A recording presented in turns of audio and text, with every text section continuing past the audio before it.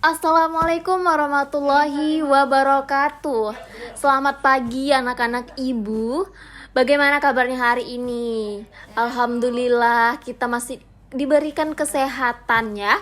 Baik anak-anak ibu, coba perhatikan ruang kelas kita.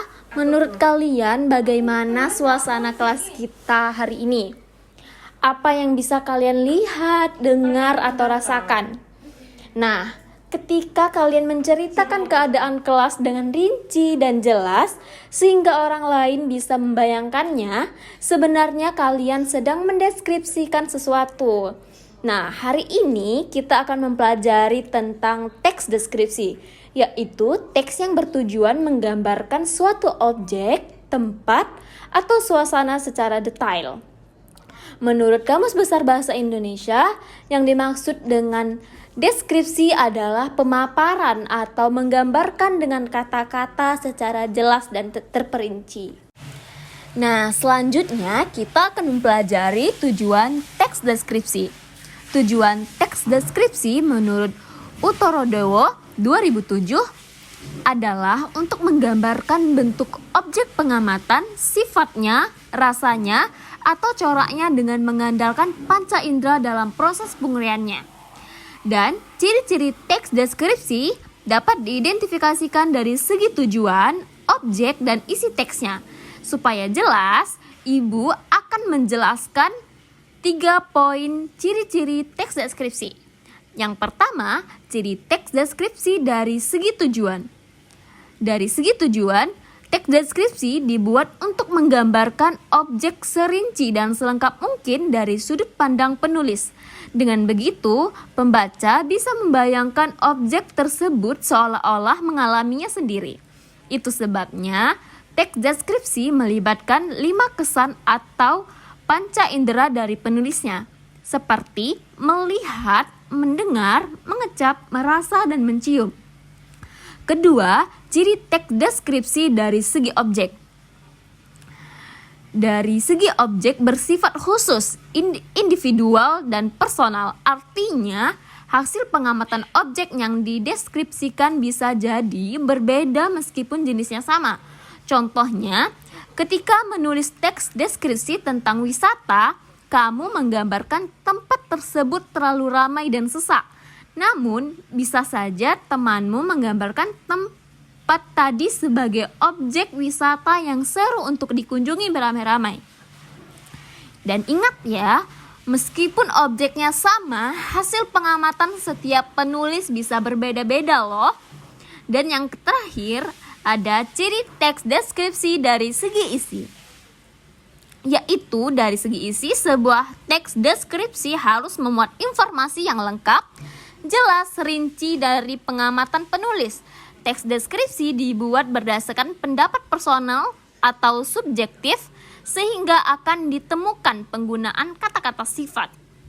Contohnya, kucingku berumur 1 tahun, bulunya halus, lebat, berwarna abu-abu.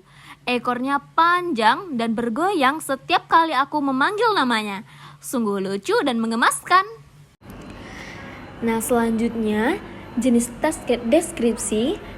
Jenis teks deskripsi memiliki 2 jenis, yaitu berdasarkan bentuk dan isinya. Berdasarkan bentuk terdiri dari teks deskripsi yang berdiri sendiri dan teks deskripsi yang termasuk dalam bagian teks lain. Teks deskripsi yang berdiri sendiri artinya teks tersebut berdiri sendiri dan tidak dicampur adukan dengan teks lain. Contohnya seperti Pantai Parangtritis memiliki hamparan pasir hitam yang luas, ombaknya besar dan bergulung-gulung, disertai angin laut yang sejuk. Di kejauhan terlihat matahari terbenam berwarna jingga keemasan.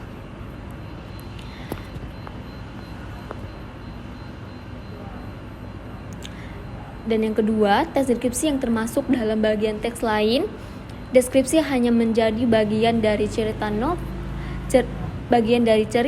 novel, lagu, atau iklan. Contohnya dalam cerpen, Rani memasuki kamar itu, dindingnya berwarna biru muda, Meja kayu kecil berada di sudut ruangan. dan aroma buku lama tercium lembut.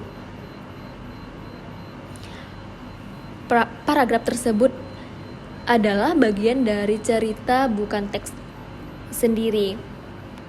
Dan yang kedua, dari jenis teks deskripsi berdasarkan bentuk. Berdasarkan bentuk juga ada 3 bagian. Yang pertama ada teks berdasarkan spasial, menggambarkan objek berdasarkan ruang, tempat, atau posisi. Contohnya, di sebelah kanan kelas terdapat jendela besar.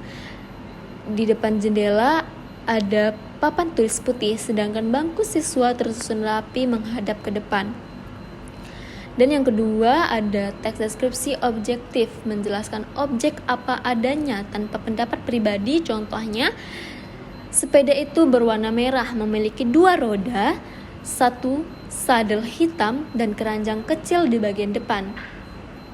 Dan yang terakhir ada teks deskripsi subjektif, mengandung opini atau perasaan penulis. Contohnya, sepeda merah itu tampak sangat indah dan nyaman. Warnanya cerah, membuat siapapun ingin segera mengendarainya. Seperti itu. Nah, struktur teks deskripsi. Sebelum membuat teks deskripsi, kamu perlu mengetahui struktur pembangunannya. Tanpa adanya struktur, maka susunan teks menjadi tidak padu, sehingga tidak enak dibaca. Ada 3 struktur teks deskripsi, yaitu identifikasi, deskripsi bagian, dan simpulan atau kesan. Oke, kita bahas satu-satu ya. Yang pertama, identifikasi atau gambaran umum, berisi nama objek yang dideskripsikan, lokasi, sejarah lahirnya, makna nama atau pernyataan umum. 2. Deskripsi bagian, berisi perincian tiap bagian objek berdasarkan hasil pengamatan panca indera penulis. Dan yang terakhir ada penutup, berisi kesimpulan dari penulis berupa kesan atau harapan. Nah, 3 struktur teks deskripsi. Nah, selanjutnya ada kaidah kebahasaan teks deskripsi. Di sini, anak-anak ibu bisa melihat penjelasan detail dari kaidah kebahasaan teks deskripsi. Yang pertama ada ejaan dan tanda baca, ada huruf kapital, tanda titik, dan tanda komanya. Dan yang kedua ada sinonim, dan yang ketiga kata umum dan kata khusus.